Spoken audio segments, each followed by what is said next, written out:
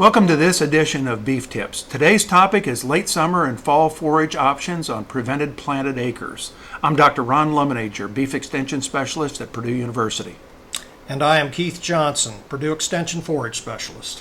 Keith, let's talk a little bit about, we had a tough spring, we had a tough winter leading into the spring, and now we're at a point where a lot of our producers got caught without being able to plant corn or beans in some of our acres. So let's talk a little bit about how we got here and what we might do from there. Well, it started out to be an extremely wet fall, and then it just transitioned into an issue where we had the polar vortex that came down, and actually that contributed to some damage along with water-saturated soils to some alfalfa on some portions, particularly in northeastern Indiana. And then all the mud factor associated with pastures and damage on them. And then the rains continued into April and May and June, and all of a sudden here we are, and really the first major hay harvest of the season has not occurred until very late June.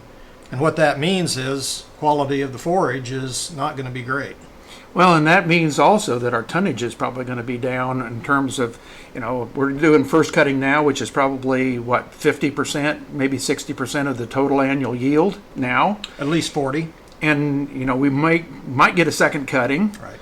But we're probably not going to get that fourth cutting that we sometimes see. No, that's not going to happen in the traditional 4-cut alfalfa acreage for sure. So now we got to think about, okay, how do our producers end up providing forages to feed their livestock, particularly the cattle and the sheep in this state,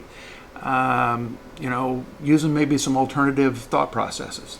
Well, we do have the opportunity of prevent planted acres, those producers that did opt for that opportunity. And what a risk management agency did do, which does help the cause for livestock producers, is it had been that no grazing or hay harvest could occur until after November 1. Shifting that to September 1 is extremely helpful. And the other thing that was done, instead of just in the form of grazing or haying, we now have the opportunity to add to that forage that can be harvested as silage or baleage. So this is extremely helpful and creates some real opportunities with the diversity of forages that we have to get some things planted now that may be harvested after September 1. So kind of what are we thinking about? I mean, obviously some of these cover crops, alternative forage crops, have some planting dates that they kind of fit into, right? Absolutely. So how does a producer go about that? Right. Well, the first thing I think needs to be done is make sure you're doing things really properly, and you do need to be in touch with your crop insurance agent. Keep them in the game. Make sure you're doing things as it ought to be done so that you're not surprised with a big whoops. The other thing, I want you to kind of go back, and really not much herbicides were applied this spring, probably, but in a rare case that it did, it's really critical to go back and see what herbicide was applied to make sure that these crops that we now have an opportunity to see don't find themselves dying because of herbicide residual. Yep. That's awesome. So we're at in early July. So what could a producer think about if they're going to get this in the next 10, 15 days? Right. What crops should they be considering? Well, I was really warm the last few days, and I was sweating a lot too, and so we're looking at warm season annual forages as the things that can really get out of the ground and get going when we have these long days. We have days of heat, even the nights tend to be fairly warm, and so I think about warm season annual forages like sorghum Sudan grass, and pearl millet being some real options to consider. Now, the downside is that those three entities, the seed production even coming into 2018, let alone the opportunity to plant more acreage and prevent plant, was in short seed supply. So it's very, very critical that seedsmen, before they think they're going to do this, be in contact with their seedsmen to make sure that there is inventory available of those three crops. Yeah, and we're hearing producers that are struggling to find those. Exactly. Those seeds. And it seems like it's here, it's there, and you never know. So I think be in touch. So seed is really in short supply. One of the things about these winter or these summer annual grasses is the fact that they really don't dry down very fast. Yeah. So it's really best that they be grazed or made into baleage, or if you had that rare extreme of a number of days, opportunity for making dry hay might be there. The other thing is if brown midrib hybrids or varieties are available, I would suggest those because they do have improved palatability and digestibility. So you talked a little bit about sorghum Sudan, pearl millet, the Sudan grasses. Okay, those three. Okay, so what about late season? All right. I mean, pearl millet, for example, does not have a prussic acid problem. That's correct. Where the sorghum Sudans, the Sudan grasses, the sorghums themselves, all have that potential at frost time of being deadly. Right. So you can manage around that. I think first of all you try to get it used before a killing freeze occurs. I mean that's really the best thing to consider is to get them used before that killing freeze does happen. If it does and there's still some forage available, then let it die completely. Make sure you check at ground level to make sure that there is no greenness Green of shoots tissue, coming green back. shoots, tillers. Make sure that's totally dead for at least a week, and then it can be grazed at that point. So what kind of yields could we expect from these warm season grasses Right. of sorghum Sudans, the Sudans? Yeah.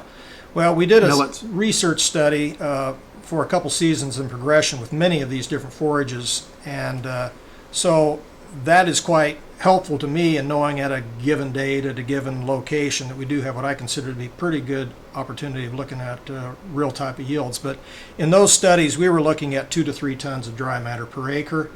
The quality was in the range of 10% crude protein.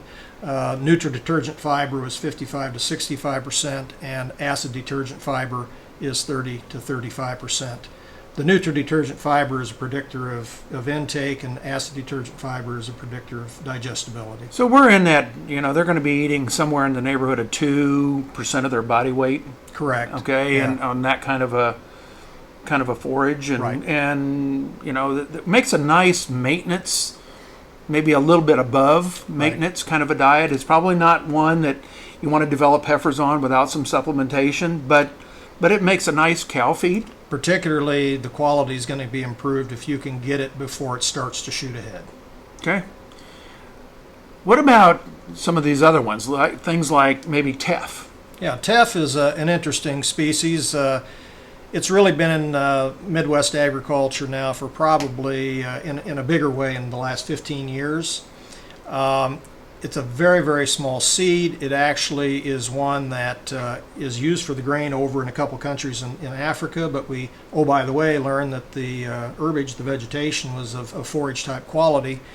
The thing that's nice about it, again, it does grow in these warm conditions that we have now, but it is easier to make into hay. So if the desired product is a average kind of quality hay, and that's what the desire is, not to be grazed, because teff, it's been reported, is very shallow rooted, and livestock can come along and as they pull, can actually pull the plants out of the soil. Next harvest, don't know if there'll be one unless conditions are really good, but then one could think about grazing a second time around. The quality is 14% crude protein in our study, which is really good. Pretty high fiber level, though. Our average was 66% nutrient-detergent fiber, and a little bit higher as compared to the other warm season annuals, 35% ADF, acid detergent fiber. Yeah. So, dry matter intake's probably going to be a little bit on the short side of 2% of body weight That's on a correct, dry basis. And so now, while it's got nice protein, that digestibility is down, energy is probably going to be your shortfall here. Right. All right. And that this particular particular crop yields about, in our study, 1.7 tons per Okay. acre, so reasonable. reasonable. Yeah. Now Keith, you and I back a few years ago did a little bit of work with soybeans. Let's talk about soybeans. Well, and it's work that our predecessors did as well, because soybean as a forage was a forage before it became the grain oil crop that we think about. So, yeah, it's an opportunity. In this case, we had conversation, and it was decided amongst Purdue Extension and some Natural Resource Conservation Service staff that we would allow soybean as a cover crop this particular year. It's One that we need to make sure, though, when we use it, to check with your seedsman to confirm that GMO traded seed is actually allowed as a cover crop. And we can't just go to the grain bin and pull out patented seed, GMO traded seed to be used as a seed source. So that's something to keep in mind. We want to use a drill. We want that canopy to close. We want to keep as many weeds out as we possibly can at a rate that would be similar to double crop soybean seeding now. But we had very respectful yields, and the quality, if you will, is much like that of red clover if you harvest the soybean before it sees any leaves yellowing. And I would also recommend that we need to be looking at a later to mature maturity group than usual in this particular case, because we want this plant to remain vegetative if it's for forage purposes. And if we seed one that is too short maturity, it actually could produce some grain. And one of the things that we're supposed to do as we manage these crops is to not let grain fall to the ground. Yeah. So a later maturity soybean is a thing that we really do want. The other thing is, obviously herbicides are going to be a key piece if you've applied those. What about coating on some of these soybean seeds? Is that an issue? It is really critical to check to make sure, because we've got different types of coatings of all sorts in terms of what might be applied. And it is important to see if this seed is going to be used to grow a forage, to see if the coating on the seed is actually approved for forage use. So yes, that is a very good point. Well, and you talked about grouping, okay, those later varieties of soybeans, and typically the later varieties get a little taller. That's exactly right. And so you should be able to get more tonnage without having seed head or seed pod formation. Exactly. And when you start forming the pod, some of the goodies are in the pod now, right, and you've really lowered the quality of the stem and the leaves. So right, you would really like for this thing to stay vegetative and not reproductive, right? Absolutely. I mean, you can get past bloom for sure, but you don't want to be seeing, again, I think the thing that I would use is you don't want to be seeing any yellowing and leaf drop occurring at all. The other thing is that there's been some talk about using corn. Okay, Yes. And of course, corn is a warm season grass, quite honestly. Right. Let's talk a little bit about that. It's got some of the same stipulations as soybeans in terms of GMO traits. Absolutely. Okay? So pulling it out of the bin is not going to work unless it happened to be a non-GMO. That is correct. All right. And the other thing about this, as a forage, it might make some sense, particularly if we're going to silage production. Might be able to be grazed if we're careful about its use. But one has to keep in mind the seed cost is horrendously high. Yeah. If you consider a full seeding of corn for the purpose as a cover crop without use by the livestock, for sure. Yeah. And I don't see it having much use then from just the cost standpoint as a cover crop solely alone. Now, here we are. It is early July. Mm-hmm. And one of the real concerns we have is it is extremely high risk to be thinking about planting even a really early maturity crop, expecting it by typical freeze time to have expectation that it's going to get to half milk line of the kernel, or 65% moisture, 35% dry matter by the time Mother Nature gives us a killing freeze. So we could have a really seepy, weepy, hard to ferment type of silage at this point with corn. You are taking on extreme risk with corn at this particular point in time, particularly, if you're in the northern 2/3 of Indiana, and for sure if you haven't swapped out maturity of the corns. I mean, we want to be probably in the neighborhood of 90 day. And the other thing that happens with that is we get some real chances of foliar leaf disease with these early to mature hybrids that are planted at this particular time of the year. So we're taking on that risk as well. What about if you had non-GMO corn in your bin? Does it become an option? Well, again, I think this is something that needs to be checked, because there are supposedly some patent rights there as well that could be a concern. So I think, from again, a genetic standpoint? From a genetic standpoint. So I think it's very, very wise to follow through and check on that. If you were to use corn, could you bale it? Very difficult. Big stem. Boy, you'd want to get it probably to the point that it's freeze dried down, and if it will ever freeze down, when you've got something that's potentially wet in mid-October is kind of doubtful. So baleage maybe, but it is really, really hard on the equipment to think about doing that. I think that's the big key here is, the pickups and your more conditioners, and I mean, you're going to lay a lot down, and it's just going to be a challenge, I think. It's not an advice thing to do. And then if you're going to put it in baleage, I guess, those balers that happen to have those choppers in them, okay, the knives that will actually break down particle size would really, really help you in terms of eliminating oxygen in that wrap. Right. Okay, on those bales. Let's talk about, okay, so, what happens if we miss that window, or we choose to haul manure on that ground, or we use that ground in some other way? Let's now ratchet forward to 1st of August. Right. Well, what's my options there? Yeah, the one that I like, probably the best in this regard, is spring oats. We really don't want to be seeding these oats in these long days that are hot in the day and in the evening. It's just not spring oat seeding weather. But it seems like when we get into August, the days are shorter. We tend not to have the as typically as much heat in the night, or probably even in the day, and so it really works pretty well in early August, or by certainly mid-August, to be seeding spring oats. And we'd want to drill those at approximately 2 bushels per acre. The thing that I noticed in the study that we did, and we had oats as a part of this, they were more frost tolerant than I ever would have expected. The warm season annual grasses, the sorghums, and the millet were showing some frost damage, and the oats kept on cranking dry matter through the course of even 28 degree Fahrenheit type of nights. So they had the ability to keep growing, and when it was a cool. And if you think about it, oat planting time is as soon as you can, typically in that early spring. So they continue to do quite well at that time. Now I've heard that if you start getting into the shorter day lengths, okay, that oats, while they look like they might have a seed head, they actually don't put any grain in that seed head. Is that right? Well, it probably does slow down. I mean, I think in our study, we were in mid-October, and we starting to get pollen shed was starting to occur, so we didn't get to the point that there was any seed.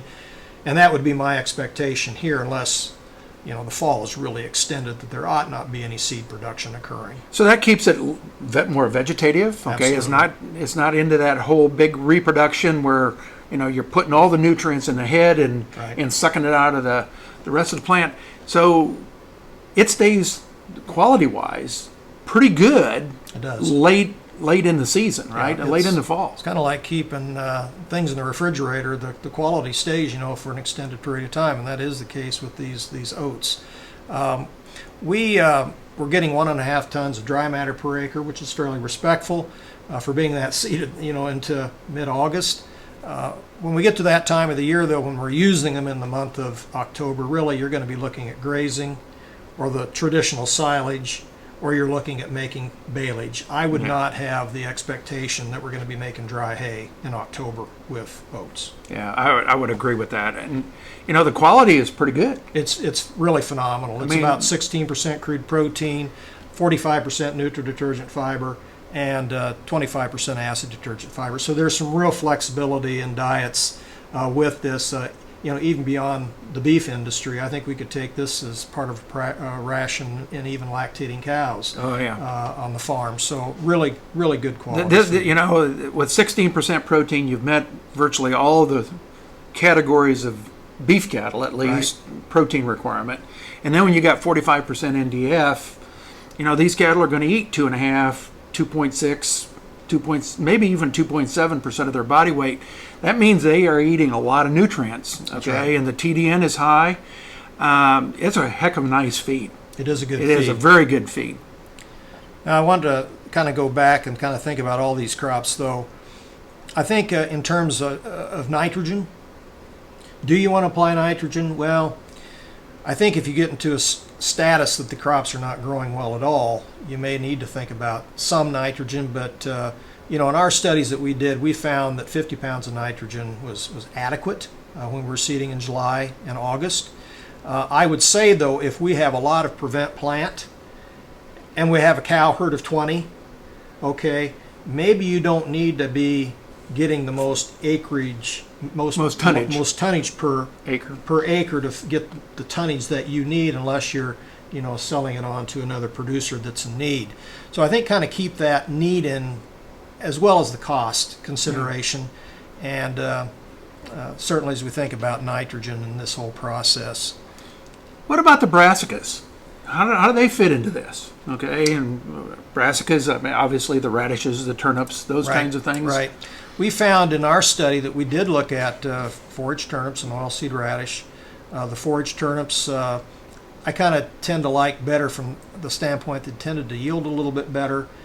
And at least if I were a cow walking around, I think I'd prefer walking on turnips than I would the taproot of that oilseed radish that it can extend out of the ground about 4 inches or so. It looks a little clunky to me, but the quality was fairly similar, unless you're really in the process of growing a plant to improve soil physical characteristics. Then you think about oilseed radish. But the turnips are phenomenally high in quality, to the point probably too high.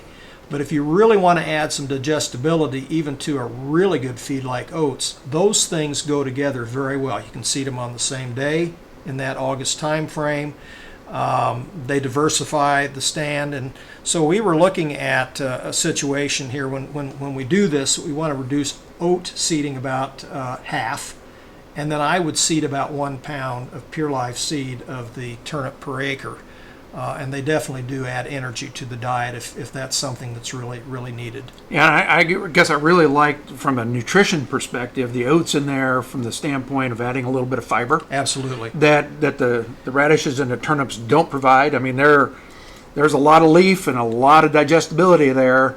And, if you're going to go with straight brassicas, it may not be a bad thing to throw an old bale out there of some kind. I would agree. To give those cattle some dry matter. Right. Okay, because these brassicas are extremely high in water content. About 85%. It takes a lot of bites, okay, to get the dry matter. Exactly. And quite honestly, I'm not sure that they can eat the dry matter. I think moisture of that forage probably starts to limit intake before dry matter does in some cases. You get that effective fiber with the oat Yeah. component.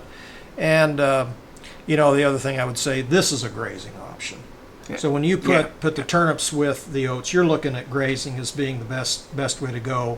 I guess you probably could wilt it, but again, those turnip components are going to be extremely high moisture, and it's going to take longer to wilt to get to the right moisture for silage or baleage. So kind of let's recap this, okay? So here we're at the beginning of July till about July 15th. What's your recommendation? Well, July to July 15, if warm season annual grasses are available, I think we can probably get them utilized sooner as compared to waiting to plant something a little bit later in the season. Again, seed availability is going to be important. I look at Teff as still being a good option, again, if seed is available. And you want to make hay. And you want to make hay. That's where it really plays in there very, very nicely. And again, probably a little bit limited in terms of expectation. We're not going to be baling a really high quality grass, so if quality is important, you're probably going to think about some supplementation with it for sure. Then, as we move into later in the season, I think about the cooler crops, and that's where the spring oats really Oats and shine brassicas well. make sense to me. Makes really good sense. You bet. A couple of things too that might play into this, particularly for livestock and forage producers, is you need to check with your crop insurance agent to see if this is feasible for your situation. But this is an opportunity to seed perennial forages in August. That could be used as a forage next year and a year after that. So there is some opportunity for that to occur if that's a real need and it's part of your normal rotation. And you really don't need the feed this fall. Yeah. So that plays in well. But and the other thing is, as we move then into mid-October, if things really go well, we can think about planting a winter annual small grain. So we can think about the winter wheat, the winter rye, or the winter triticale as a potential crop that's seeded in mid-October after we've utilized these others. And of course, they lie dormant in the winter. gives us an opportunity then to think about some forage in the springtime. Yeah. Give you a way to kind of extend your forage resources, kind of on late season now and early season next year. And that's the beauty of forages, and is there's many that grow in different situations, and it's a blessing that we do, because in these times that we need this, we have the opportunity of looking at a diverse array of crops. And my guess is that if a producer's got some prevented planted acres and can't use all of that forage, I would guess there's going to probably be a winter market for some of that. You're exactly right. Okay, Because if you can get it put up. as we said, hay quality is not great to date. Yields are not great to date. There was a major winter injury in some portions of the state. I'd also like to say that to bolster some of this information that we have, I'd refer you to a newsletter out of Ohio State University. They did an exceptional job of giving some verbiage to some of the crops that you and I discussed today, and would refer you to that particular CORN newsletter. And then we also have two guides here at Purdue University that would be quite helpful. The Purdue Forage Field Guide and the Midwest Cover Crops Field Guide would be good resources that are available through the education store, through the Extension Service. And they're very reasonably priced. So for those that are going to be in this business, those are two pretty good investments. Well, I hope it's more helpful than just the situation in 2019 for sure.